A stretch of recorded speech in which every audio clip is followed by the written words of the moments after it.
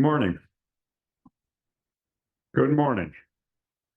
Good morning. So today I'm going to talk, this is the second talk I've given about the Chinese classical poet Tu Fu, and I'm just going to talk about one of his poems, and it would help if you had the poem in front of you. It's on the program. It'll just help you follow things. And she has extra programs for any of you who want them. So, Tu Fu, 8th century, golden age of Chinese Zen, Tang Dynasty. Many people consider him the greatest Chinese poet historically. Sometimes not considered a Zen poet, but for me, he's definitely a Zen poet. Compared to Shakespeare sometimes. I mean, Western Eastern culture, because he was very prolific and he wrote many different types of poetry. Unlike Han Shan, who was a contemporary, and often we think of Han Shan Cold Mountain as the Zen poet guy, the Chan poet guy.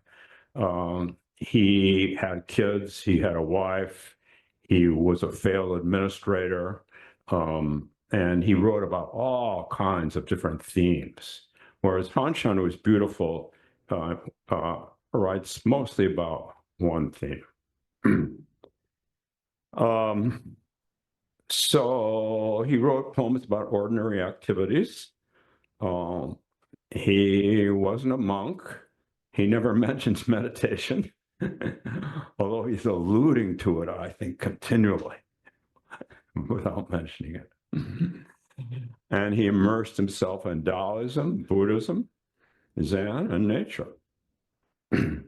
He failed 2 tests to be an administrator, luckily for us.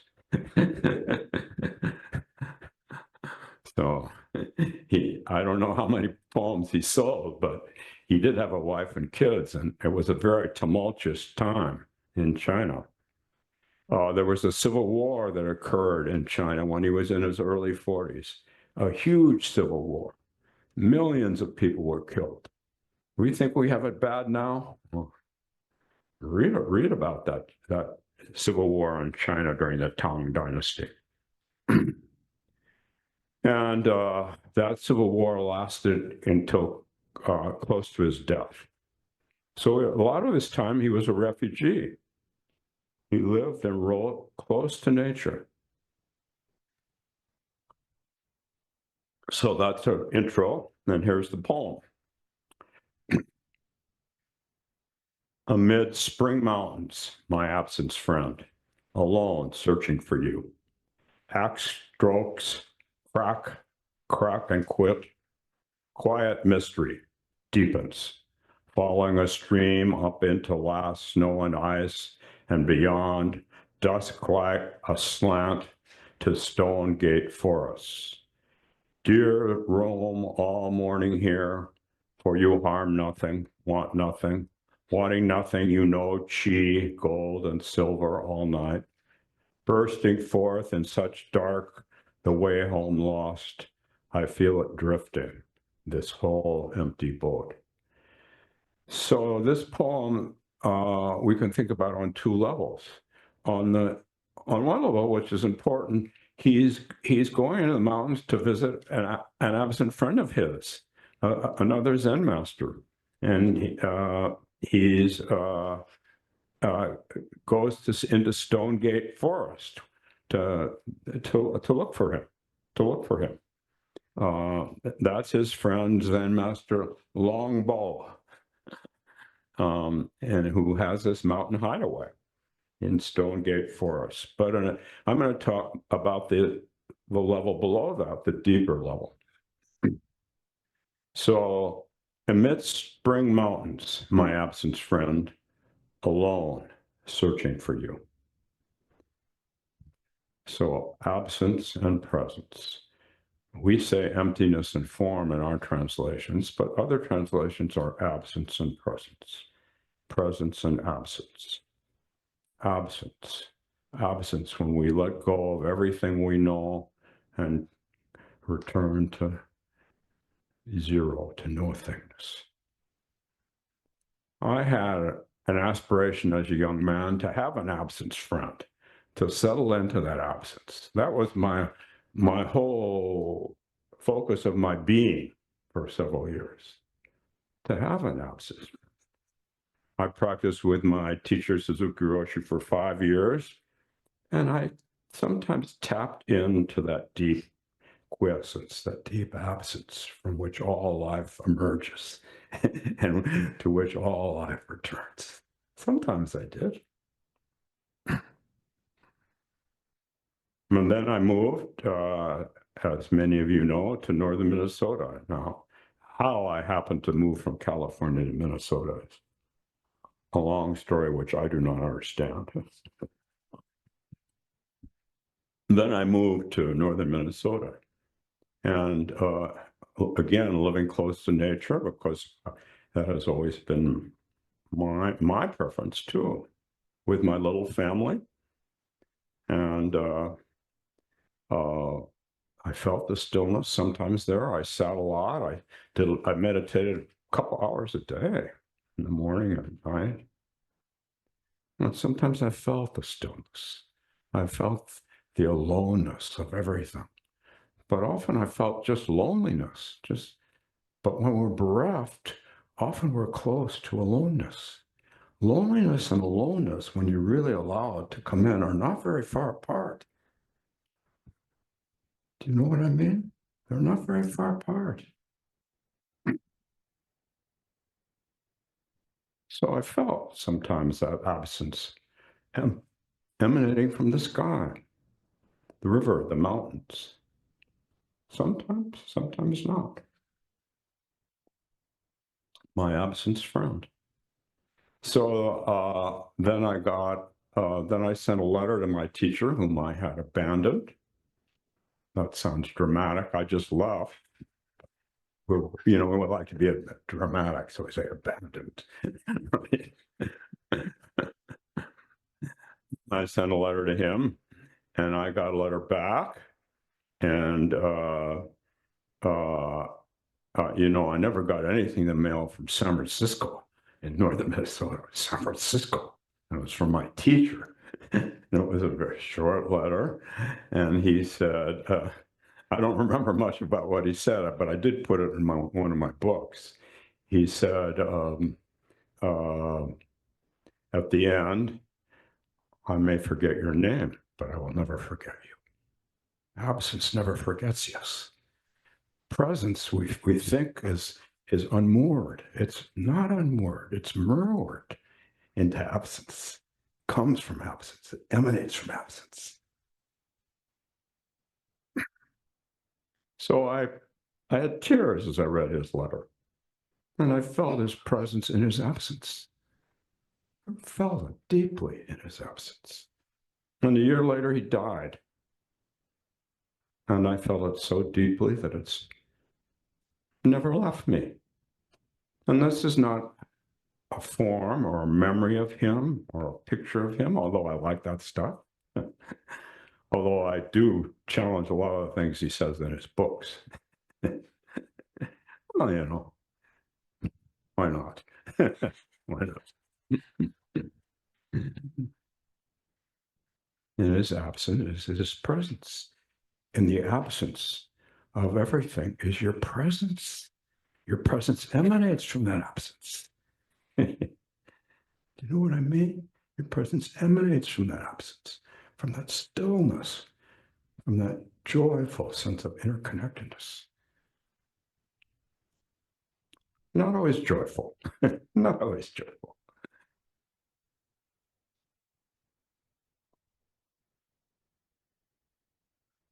And the early Taoists called this, oh no, I'm going to say that. I'm following my notes here. I'm following them in linear. Usually I don't follow them in linear form, but I decided today to follow them in linear form. So my notes say, a quote from Han Shan, who was Tu Fu's contemporary, and I'm sure they didn't know each other. Anshan says, sitting alone by the stream, drinking wine under the moon, I sing a song without words. Sitting alone by the stream, drinking wine under the moon, I sing a song without words.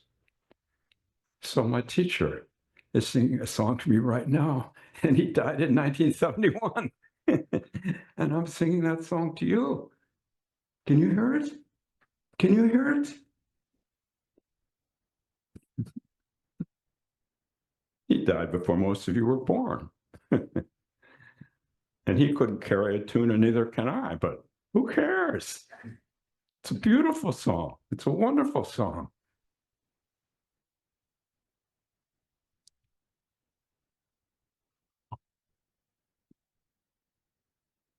So the early Taoists call this absence, call it the soft generative tissue of non-being from which being comes.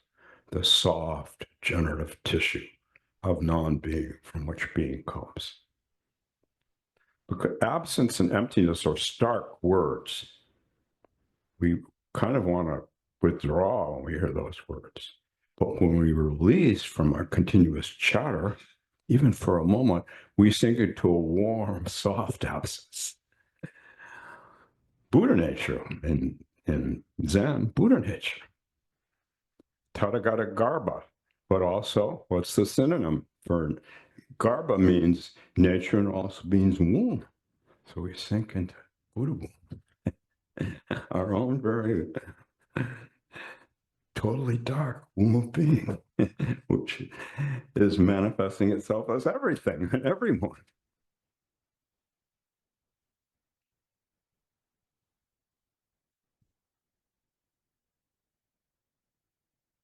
Rich and fertile darkness from which all life springs. So back to the poem. Amid spring mountains, my absence friend, alone, searching for you, axe strokes crack, and quit, quiet mystery. Who knows what's gonna sprout from this wonderful quiet mystery? Who knows? The sound of an axe. This morning it was the sight of 8 fat bird robins in my bird bath as I opened the door. Fat robins drinking water from my bird bath. Quiet mystery. 8 robins drink and stop and drink. Quiet mystery. Wow, what a world. I know politically the world sucks, but what a world. Before you get into political, what a world. Yeah, the world is becoming authoritarian. Well, but it's not as bad yet as it was for Tufu, and yet he wrote beautiful, deep, spiritual, loving poems, one after another. Katagiri and Suzuki both came from Hiroshima, my teachers, my Zen teachers.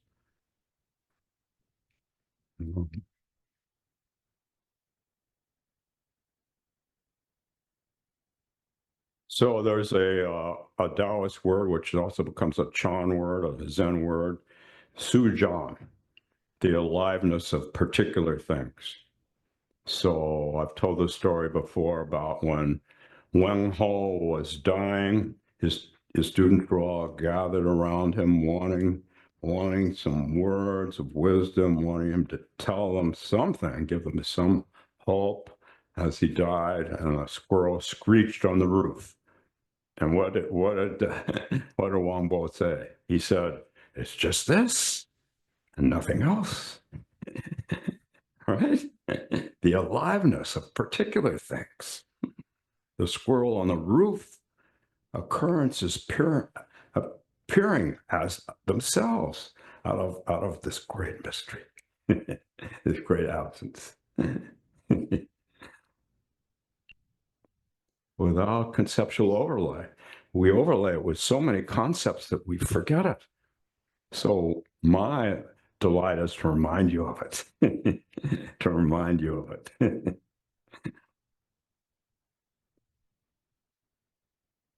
Whether it's the sound of an axe or the sight of a robin, 8 robins.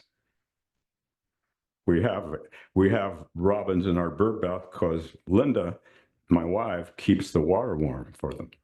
So they're well, it used to be the sparrows, but lately the robins are so big they've been bullying the sparrows out. Little robin, a sparrow will sneak in sometimes, but the robins, take up all the space. Occurrence appearing of itself, as itself, without any overlay. This presence emerging from absence is reality at its origins before we divide it up. Dividing up is good. We need to divide things up before we divide things.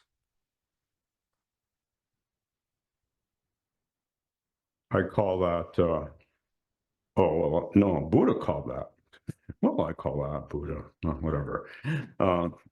Bringing the aggregates into view, bringing the 5 aggregates into view that make up the self: contact, sensation, feeling, perception, mental formation, and consciousness.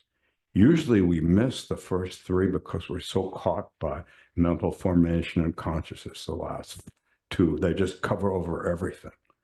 But if we can bring the first 3 into view, we begin to get the sense of what Tufu is showing us.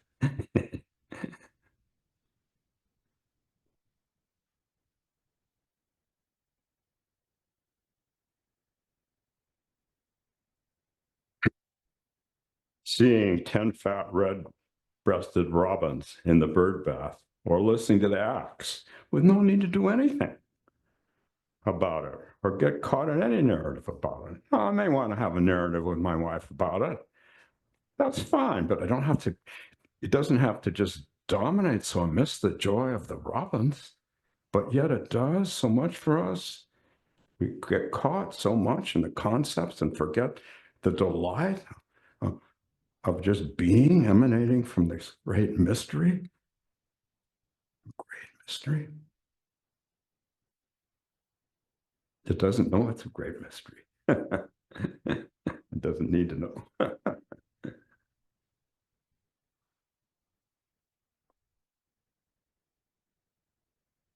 And when this happens, a joy enters our hearts.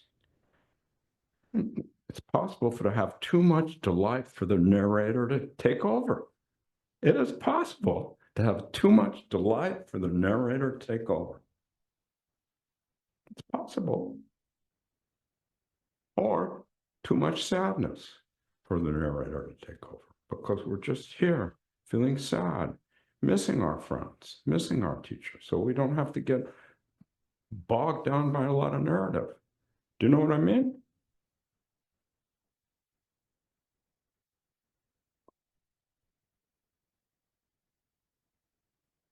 Called Wu Wei in Chinese Taoism.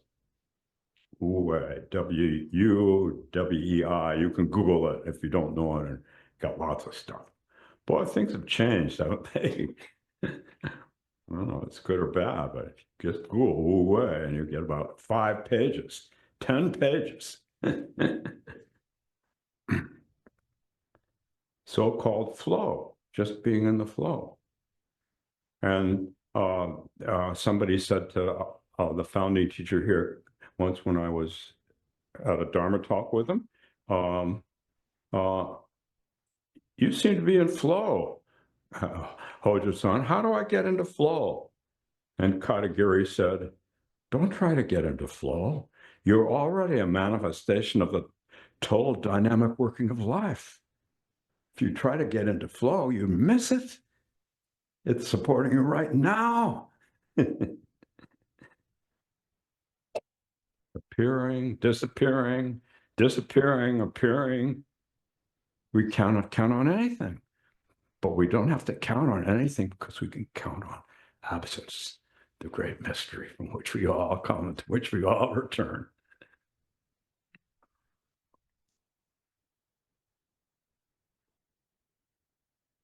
Tears of sadness when getting a letter, joy at seeing the robins. When this happens, we move beyond our little identity center. Rumi, when I am silent, I fall into the place where everything is music. When I am silent, I fall into the place where everything is music. Within that origin moment, we can realize that we're already in flow, that we're already an emanation of that soft, generative tissue of non-being expressing itself, as Katagiri would say, as the total dynamic working of life.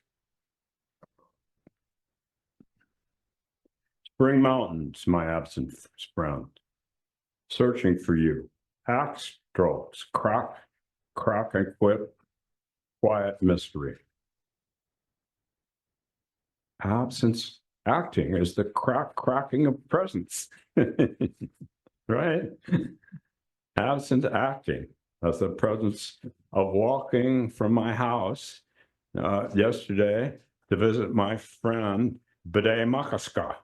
That's Lake Calhoun. We used to call it Lake Calhoun. Just walking to visit my friend Bide Makaska, my absent friend.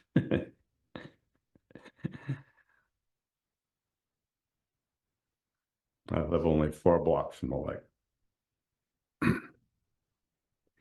And here, more from the poem. Quiet mystery deepens. I follow a stream up into last snow and ice, and beyond, dusk light aslant to Stone Gate forests. Dear roam all morning here, for you harm nothing, want nothing. Wanting nothing, you know chi, gold and silver, all night. So David Hinton calls this an enactment of Wu Wei as spiritual practice, an activation of our chi energy. Chinese talk a lot about the chi energy. Chi energy, the energy that is always manifesting itself as everything, but when we get caught in our concepts, we don't feel it. But our concepts are part of it. They just think they're a big deal. They're not a big deal. They conglomerate and congeal to try to take over. They're manifestations of chi energy. They just forget it. They forget it. The chi energy, the chi energy in Tai Chi Chuan, Qi Gong, and Ji Riki. That's translation of Qi from the Chinese into the Japanese. Ji Riki, self-power.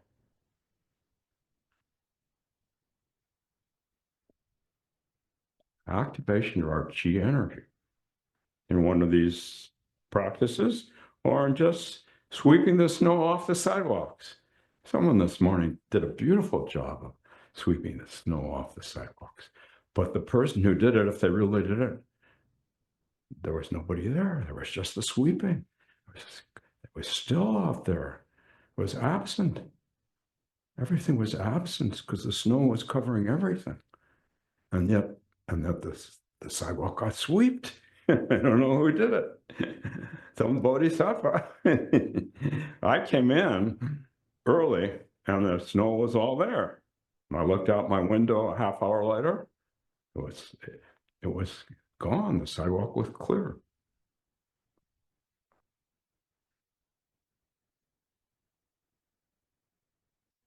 Wanting nothing, you know, chi, gold and silver, all night. An energy that comes from the total darkness of the middle of the night, within our Buddha womb, presence springing up, springing up, springing up. I was present. Luckily, I was fortunate to be present at the birth of both my kids. They didn't like leaving that dark room. They didn't like leaving that. They came into presence. They didn't like coming into presence. They hated coming into presence. They so enjoyed absence. But there they were, and here they still are. Presence manifesting itself from absence, from absence.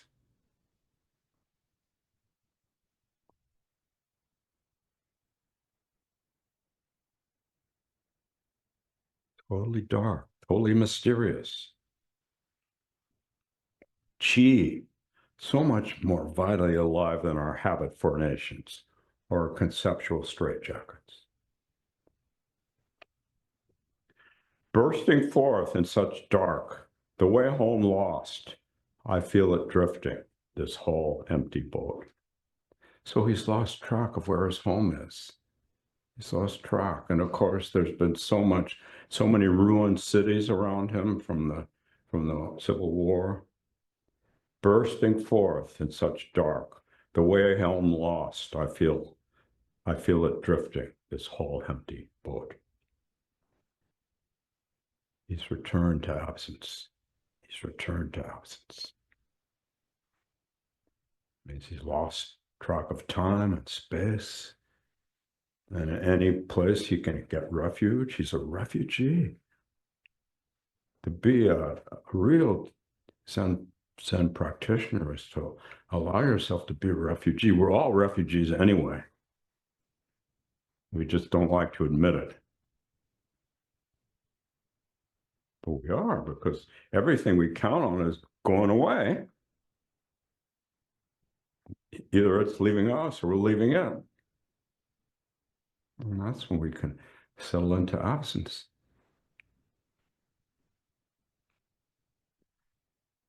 So when I went out to California to do some readings for my first book, I was in the Santa Cruz Mountains at a reading at a place called Jikoji, and I went for a walk, and I got lost. I have an awful sense of direction. I blame my mother for that. It's genetic, supposedly. Then I don't feel so dumb if I can say it's genetic. Especially because men are supposed to have good sense of directions, but an awful sense of direction. So I got lost. Not too far from where I was supposed to be speaking. You know, I was supposed to be speaking in like 2 hours, and I got lost. Going on a little hike, lost. But I didn't, even though I got lost, the caveat is that I could see my hometown 30 miles down. So I was lost, but not panicked. I could see that Palo Alto, where I'm from, I could see it way, way down at the bottom. I wouldn't know how to get there, but I could see it, 30-minute drive. But as I was lost, I began really noticing things. I began noticing things that I usually missed. I began noticing the bark on the trees and really wanting to feel the different types of bark and hearing sounds that I never usually heard. And it was wonderful. And in a way, I didn't even want to be found, but Wanda came and found me. She is my Dharma Aaron, was my editor. She came and found me. And I was happy to see her, but I was also a little disappointed. Although I knew if she didn't find me, I could have gotten back to Palo Alto. It probably would have taken me 6 or 7 hours, but I would have missed giving my Dharma talk.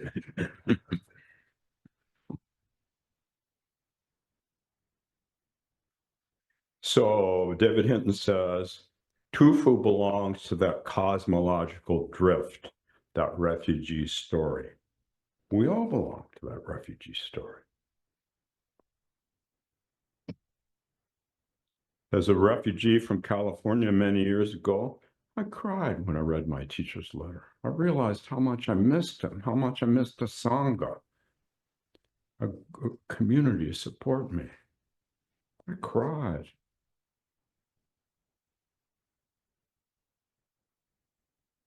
But when we let go of everything, cry, laugh, we can fall into that place of mysterious delight. Mysterious delight. Here's the Taoist sage Chuang-Tzu. If you ride the 6 seasons of Qi, then you travel the inexhaustible, depending on nothing at all. If you ride the 6 seasons of Qi, Then you travel the inexhaustible, depending on nothing at all. Bursting forth in such dark, the way home lost. I feel it drifting, this whole empty boat.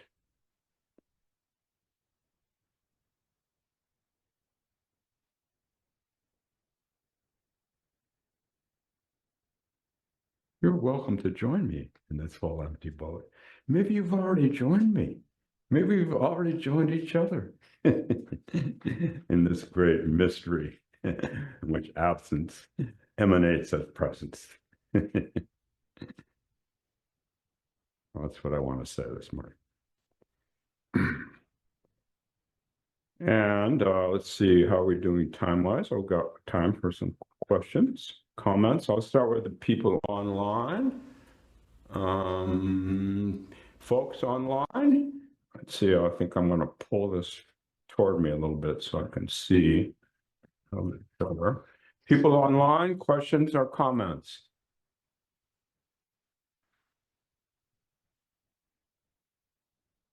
They're absent. But there may be some presence that will emanate from that absence. There already is. It's not verbal. It's wonderful. It doesn't have to be verbal. But I do like verbal. Does anybody want to be verbal? Tim, Yeah. it's Ellen online. I just wanted to say thanks. Oh, hi. Hi, Ellen. I just wanted to say thanks for your talk. And I believe this is the poem that it comes in Awakened Cosmos on page 23. He has it as inscribed on a wall at Longbow's recluse home, right? That is the poem. You've got it. Yeah, it's That wonderful. It's hard to say anything because it's Pardon? just, well, it's hard to say anything because it's I don't know, it's that quiet mystery. But thank you so much for Oh, your you're talk. welcome. You're welcome. You're very welcome. Yeah, so this is I'm kind of in love with this guy, David Hinton, because he's done these just marvelous translations of Tufu. Some people find them hard, but I find them very poetic myself. In the room. In the room. Yeah. So what are the 6 seasons of Chi? The 6 seasons of Chi, I don't know. There are the 4 seasons, but I don't know what the other 2 would be. Yeah, good question. Let's Google it when we get home. I bet we could get something. Now, if we AI it, we get something too, but they might fabricate it. Whereas we Google it, it's less likely to be fabricated. I used to use AI in some of my Buddhist stuff, but then I realized it's a third fabrication. And of course, this is all fabrication anyway, but you know what I mean. At some point AI they'll weed out the fabrication, don't you think? Yeah. Yeah. Thank you so much for your talk. Sure. Reading this poem is like, today's the perfect day for it, I feel, because it just snowed.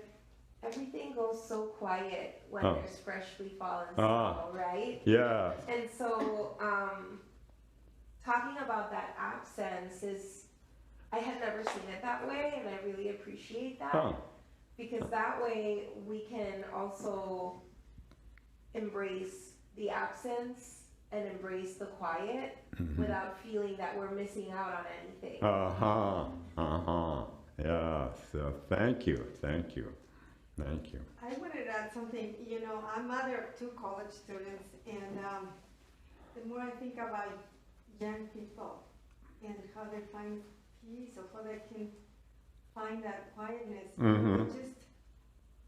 it makes me wonder, and I sometimes worry, for my kids. When I see their life, they get busy, and they just taking, especially I think, I don't know, it depends.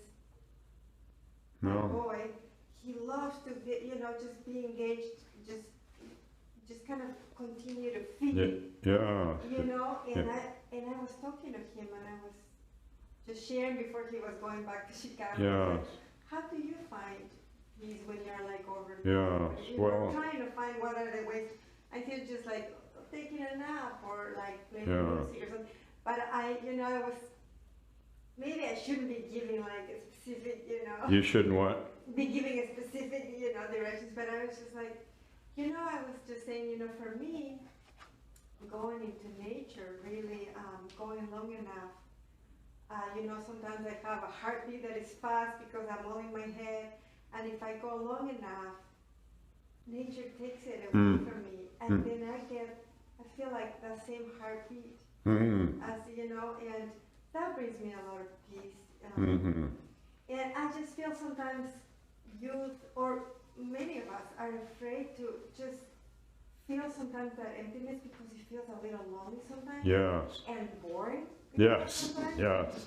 And you just kind of want to push. You're like, no, I just want to continue. Yes. If you just let go, That's right. it just. Right. And all we can do with our kids and grandkids is sort of just be there with them and kind of live our lives and hope they pick some of it up. I'm very close to my second grandson. I have two, not so much to my older one. And maybe I said this before in a Dharma talk, I probably did. He has long bathroom breaks. What do you think he's doing in there? He's not constipated. He's got a screen. It may be a little screen. He may be in his pocket, but he's got a screen. And we're waiting in line to go to the toilet and we're knocking on the door. And gee, but if I'm with him, if I just enjoy being, he likes to play baseball, so sometimes I say, well, let's look at the sky before we throw the ball. And he thinks that's a little boring, but he watches me and he does look at the sky. So we just do the best we can but we have to immerse ourselves in it. If we immerse ourselves in this absence, then other people feel it. And we maybe don't have that much effect on them, but a little bit of effect. So, yeah, what you're doing in nature, Paula, very important. Sacred, your time in nature, sacred.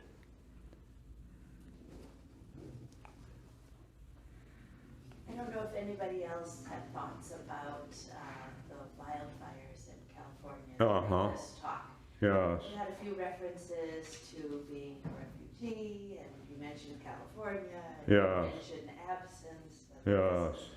And I couldn't help but think of the people that have lost their homes and lost everything. Yes. In their own place. Yes. And just wondering what we can take from some of these ideas. Well, I mean, that's a horrible tragedy. That's a horrible tragedy. And those people don't, in a way, Tufu had a luxury. He knew how to do meditation. He knew how to move around from place to place. These people have, this is a tragedy, a great tragedy. But Tufu also wrote about the tragedy. It's just that he did it with most of these people don't have meditation practices. But even if you have a deep meditation practice, it's still a tragedy. California, I'm from the West Coast, I grew up there. I considered it this is my ego, the most beautiful place in the world. I still do. Pacific Heights is just gone now. So it's a tragedy. And it's a tragedy because we're not taking good care of our environment. That's well, I think it's a tragedy. So, but even those people as refugees now, they have a chance to settle into the deep stillness that they are an emanation of. We all are an emanation of that, whether it's Hiroshima as it was for Katagiri and Suzuki, or it's the Palisades fire, or if it's the Civil War in China, or if it's just cold Minnesota. You know, I used to like cold Minnesota I came here when I was 28. I loved it. Now I just want to get away because my little old 81-year-old body says, oh.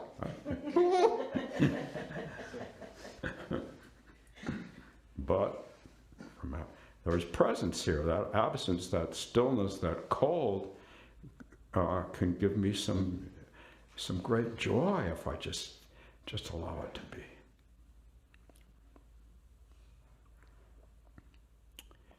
Let's see. Oh, there is time for one or two more.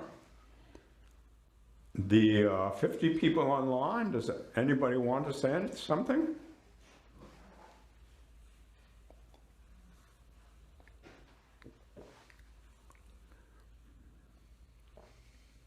I really appreciate that you used a poem and talked about how you don't always need many words to.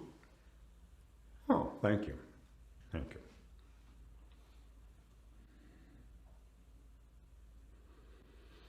Anybody else in the room? Tim, can we go back to the poem just for a second? Sure. To the end. I found the ending unexpected, actually. Unexpected. I felt that the movement of the poem was towards realization Ah. of the mystery. Uh-huh.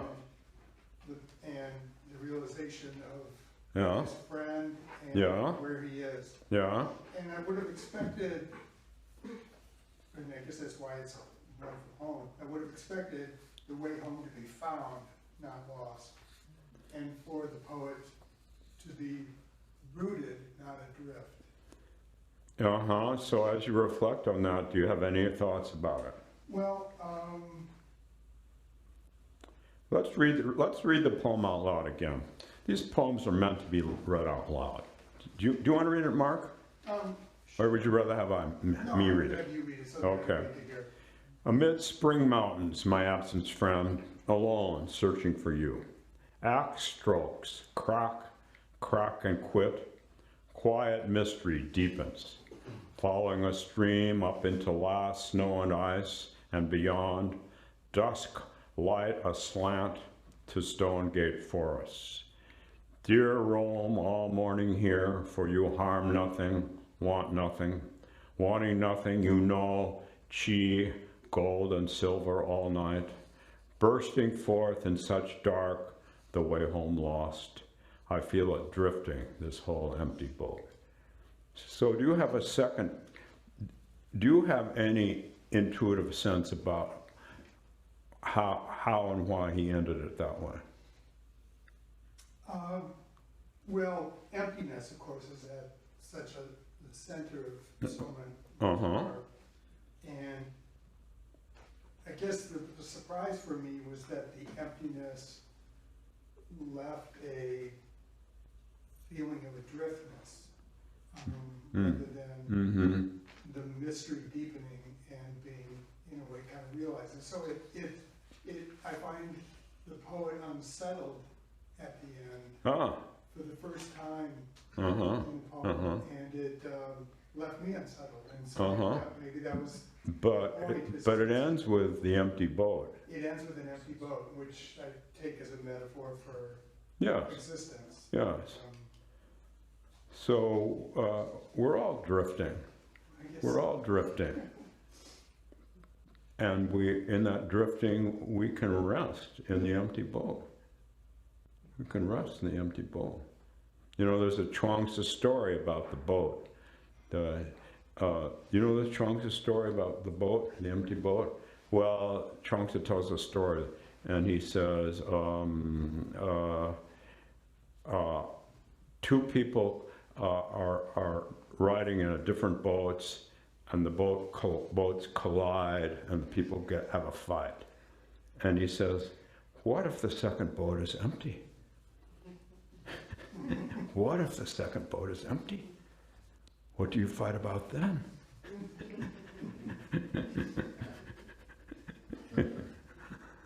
So I think this is actually a very fitting ending. So the poet's not unsettled. Pardon? I said the poet's not unsettled, Mark is.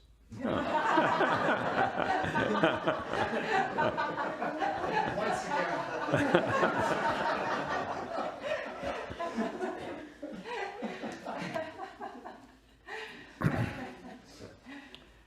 Time for something more? Margaret. Well, I was just thinking, you know, we're all in these unsettled times, and I remember this one poem from his books on Tufus poetry, where he's standing on a hill, looking out, and knowing that the invading armies are coming from that direction. Yeah. And looking back and seeing the settled village where he's found refuge. And, you know, he's like right there at that midpoint. And knowing, you know, there are things that you can't stop from happening. You know, where is your refuge in the midst of that? Pardon? And where is a refuge in the midst of Yes, yes. So it seems to me this poem for me says, you know, we're always looking for a settled refuge, you know, a definitive place, and we're trying to come up with where do we go? But in reality, you know, formlessness is formlessness. It's never stable. It's always changing. And so, but as human beings, we have a really hard time with that. Yes. Well, we all have a really hard time with that. And, you know, we can meditate for 1,000 years. We still have a hard time with that. I don't know, I find this last line of the poem actually quite,